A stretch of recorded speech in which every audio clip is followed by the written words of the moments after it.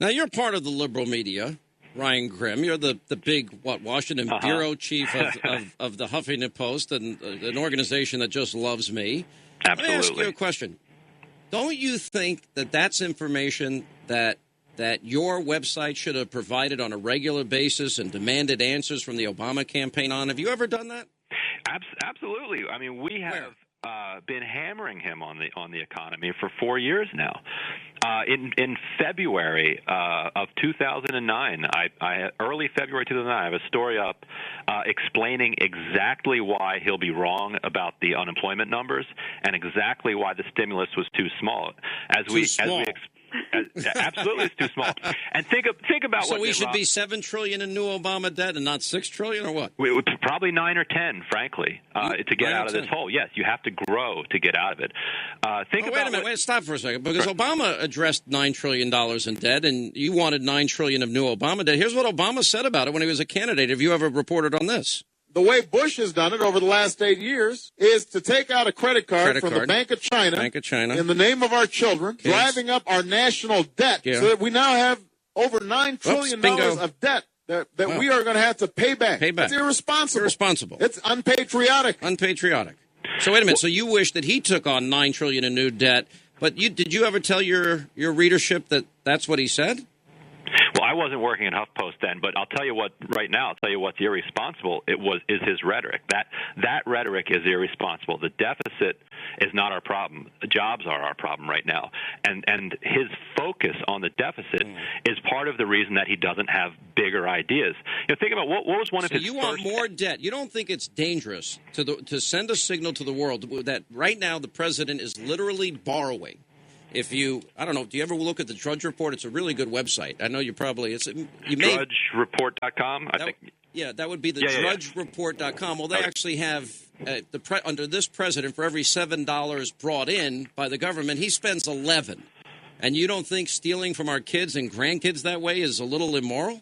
No, those numbers don't mean anything. I mean, how is impoverishing somebody's parents good for children? How is cutting back on education good for children? How is cutting back on? So you just want to spend until we can no longer pay it back, and then America as a country will ostensibly be viewed as a bankrupt country. But how did we jump from spending to not being able to pay it back? As long as we are the president said he would balance. Wait a minute. The president said he cut his deficit in half in his first term. He's given us the largest deficits. We'll have $6 trillion in new Obama debt at the end of his 4 years. We have fewer Americans working, 1 in 6 in poverty, 17 million more Americans on food stamps, 49 million Americans on food stamps in total, and 25 million unemployed. Would you say that's a failure? Absolutely, it's a failure. So are you going to vote for this failure again? I haven't decided yet. I vote in D.C., so he's a matter. failure, but you don't know if you're going to. Michelle, you make heads or tails out of this. Yeah, well, let me just say something about Ryan and the Huffington Post. I mean, this is an organization and a website that was founded by the most notorious political chameleon in Washington and California. Well, hold on. I mean, we don't need to make this personal. I worked for her when I was very young, and she's going to adopt whatever's politically expedient. When it's expedient to be a populist, she'll do that. When it's expedient to take advantage of the great wealth and her privilege and position, she will. And the thing about the Huffington Post is, as far as I'm concerned, they don't pretend to be neutral the way that CNN and Candy Crowley have. So people want to go click on their site, and Drudge offers a huge menu of variety, and the Huffington Post is linked there, and Hot Air, and I'm linked there. And if people want to sort of seclude themselves in this bubble of delusionment about what got us into this ruinous situation, they certainly can. And I think Michelle, what do you think got us into this situation? What do you think got us into this situation? The thing about Sean and I, Ryan, if you've listened to us or know anything more about us other than the superficial caricatures that websites like yours always make of us, we've always been as critical, if not more, of big government spending by Republicans over the last 8, 10, 20 years as we have of the Democrats. You've had your chance. Obama had his chance. And I think it's rather pathetic that at his debate, his best defense was, I'll do in the next 4 years what I failed to do in the last 4. Pretty lame, weak argument for re-election. I got a question for Ryan. What's that? All right. What is Obama's agenda for the next 4 years? Very specifically, tell me. You know, and it's not an agenda I support, but his agenda is to do some type of version of a grand bargain, a Simpson Bowles style thing, like he said in his convention speech. He's going to version, no specifics though. No, but you know, wait a minute, because the left keeps saying that Mitt Romney, who's been being very specific, isn't being specific. So, all right, so some general grand bargain. Okay, I'm writing it down. Which I'm telling you right now, I'm opposed to. So I'm not trying to give him credit. No, I'm just asking if you know what his agenda is, because he doesn't have one. No. So here's his agenda. He's gonna trim $4 trillion off this deficit. That $4 trillion is over how many years? Over 10 years. Oh, over 10 years. No, I mean I think it's a ridiculous idea. And how much of it is war savings that was already counted? Well, that would be $2 trillion. I'll help you out. It depends on what they come up with. But given the numbers that you so effectively rattled off about the number of jobless and the number of people in poverty, cutting spending is the last thing that he ought to be doing right now. Yeah. So it's okay to get another $6 trillion in new Obama debt. That's okay with you. So in essence, more. Yes, we need more debt. So $12 trillion in new Obama debt. And we're now literally, for every $7 brought in by the government, they spend nearly double. So we're borrowing 40 cents of every dollar. And you don't think that puts in danger future generations and their quality of life? They'll spend their entire lives paying back this money. What puts future generations at risk is if we stop growing, is if we become a second or a third world country. Wait a minute. The only way to grow is through the government? You don't believe in growing through the private sector? When you have the excess labor capacity like we have right now, all of these people unemployed, and the private sector is not generating the type of demand that we need. Wait a minute. If that's true, then why didn't it work with the $6 trillion the first time? Obama said Obama said that unemployment right now would be 5.4% if we passed the stimulus. He was wrong.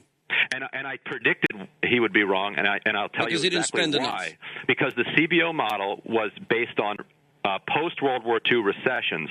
None of those recessions had a banking collapse as the cause and the central part of that. And so what that means is that the broken financial system can't allocate capital fast enough, can't get the money into the economy. So it needed to be bigger. This administration was not competent enough when it was handed $1 trillion to spend on growth, and they spent it on robo-squirrel and algae projects, allocated stimulus money to prisoners and barber shops that didn't exist, ghost congressional districts. What exactly convinces you, in all of your journalistic experience and observation, that handing them even more money is going to be more effective? How much bigger do you think the stimulus should have been? And where did you want that money to go? Oh, I know, an infrastructure bank that's been handled by philanthropic left-wing organizations that basically would be another redistribution method and vehicle for big labor. I mean, your past prosperity is a past Greece and Spain.